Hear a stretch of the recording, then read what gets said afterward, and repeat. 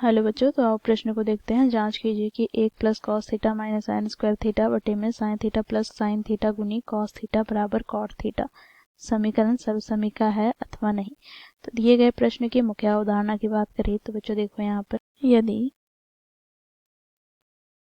सर्वसमीका sine square theta plus cos square theta की बात करें तो यह 1 के बराबर होता है। तो यहाँ से इसे हम क्या लिख सकते हैं, तो देखो साइन स्क्वायर थीटा बराबर 1 माइनस कॉस स्क्वायर थीटा के बराबर लिख सकते हैं। साथ ही यहाँ पर हम देखेंगे यदि कॉट थीटा हो तो इसे बच्चों हम कॉस थीटा बटे साइन थीटा के रूप में लिख सकेंगे। तो इस मुख्य उदाहरण की सहायता से हम दिए गए प्रश्न को सिद्ध करेंगे अर्थात जांच करेंगे। बच्चों देखो प्रश्न में हमें बायां पक्ष अर्थात LHS दे रखा है, जिसे हम लिख लेते हैं। तो 1 plus cos theta minus sign square theta बटे में sine theta plus sine theta गुनी कॉस थीटा।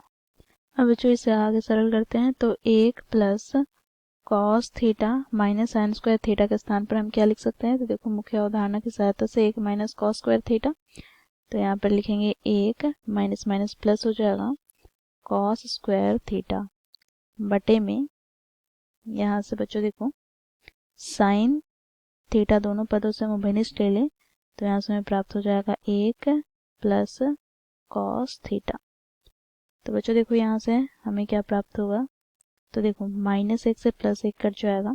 इन दोनों पदों से हम कॉस थीटा उभयनिष्ठ ले लें तो यहाँ से हमें प्राप्त हो जाएगा 1 और यहाँ से प्लस का क्या हो जाएगा कॉस थीटा और बटे में यहाँ से बच्चों देखो हमें क्या प्राप्त हो रहा है, तो साइन थीटा कोष्टक में 1 प्लस कॉस थीटा।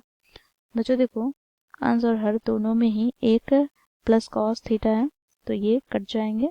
तो यहाँ से हमें प्राप्त क्या हो गया, तो कॉस थीटा बटे साइन थीटा। तो हम लोगों ने मुख्य अवधारणा में देखा कि कॉस थीटा बटे साइन थीटा को हम कॉट थीटा के रूप में लिख सकेंगे। तो यहाँ से हमें प्राप्त हो जाएगा कॉट थीटा।